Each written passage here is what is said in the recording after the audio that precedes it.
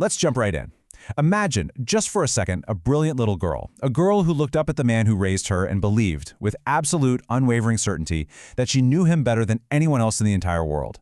But as we're going to see in this explainer, the greatest secret wasn't locked away in a safe or hidden in some encrypted file. It was hiding in plain sight, inside the person she loved most. Section 1. A 1980s computer lab. Picture a sanctuary from a totally different era. A quiet, warmly lit room humming with the heavy sound of early mainframes. This was the universe of David Sibelius and his daughter, Ada. It wasn't just a workspace. It was this cozy cocoon of shared laughter, glowing screens, and a really extraordinary bond built entirely on curiosity.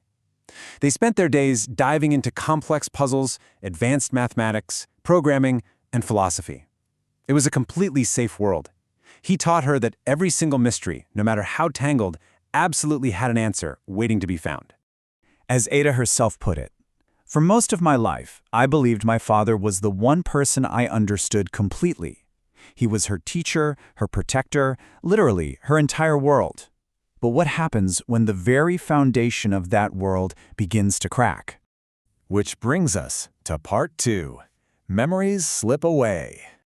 A subtle, unseen enemy enters their quiet laboratory, Alzheimer's disease. And the heartbreaking thing is, the loss doesn't happen all at once. First, it's just misplaced words, a little hesitation mid-sentence. Then it's forgotten names of close colleagues. Finally, entire pieces of ordinary days just vanish. The true tragedy here is watching a brilliant mind notice its own decline, losing its certainty way before it loses its memory. He actually confessed his deepest terror, saying, "I wasn't afraid of dying. I was afraid of disappearing before I died." I mean, just imagine being a certified genius, someone whose whole identity is wrapped up in intellect, and being forced to sit in the front row as that identity is systematically erased. This leads to part 3, documents that cannot exist. As his mind fades, Ada grows absolutely desperate. She starts digging into his past, searching for fragments of the man she loves. But instead, hidden away where nobody was ever supposed to look, she uncovers a secret, documents that simply should not exist. And they leave her with a chilling question. Who was the man she called Dad? Because these documents reveal that the name David Sibelius was a complete fabrication, a ghost, an identity stolen and worn like a mask for decades. She's suddenly forced to confront this terrifying duality. On one hand, you have the undeniable reality of the loving father who made her dinner, held her when she was scared, and taught her to seek the truth. But on the other hand, you have the stranger in the photograph, a man who completely erased his history and constructed a decades-long lie. Seriously, how do you even begin to reconcile a life built on absolute fiction? Ada perfectly captures this profound betrayal, stating, "The man who taught me to search for truth had hidden his own." It makes you wonder, was her entire childhood staged? Was the love real, or was it just part of the cover story? Every single memory she has must now be re-examined under this incredibly harsh light of deception.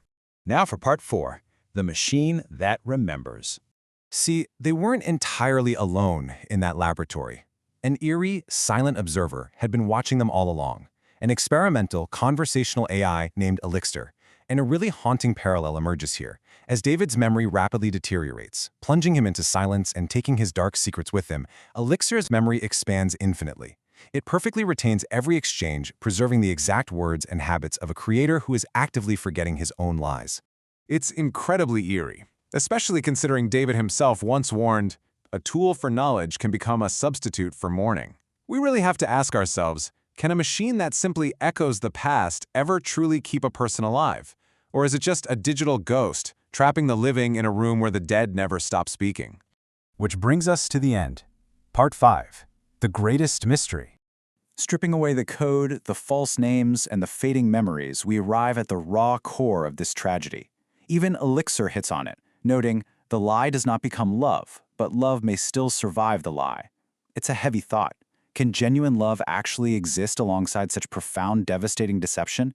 When the memory of the lie is completely gone, what exactly is left behind?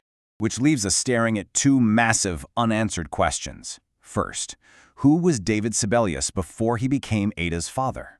What could he possibly have been running from that was so terrifying he had to completely erase his own existence? And second, can love survive the discovery that absolutely everything you believed was built on a secret? It's a mystery that lingers long after the memories themselves are gone. To uncover the rest of this devastating mystery, continue the full imaginary conversation at imaginarytalks.com/the unseen world analysis. Please note, this explainer is based on an original work of fiction by Liz Moore. The conversations presented are entirely imaginary, created for reflection and discussion, and do not represent actual dialogue or the author's own words. Keep questioning what you think you know.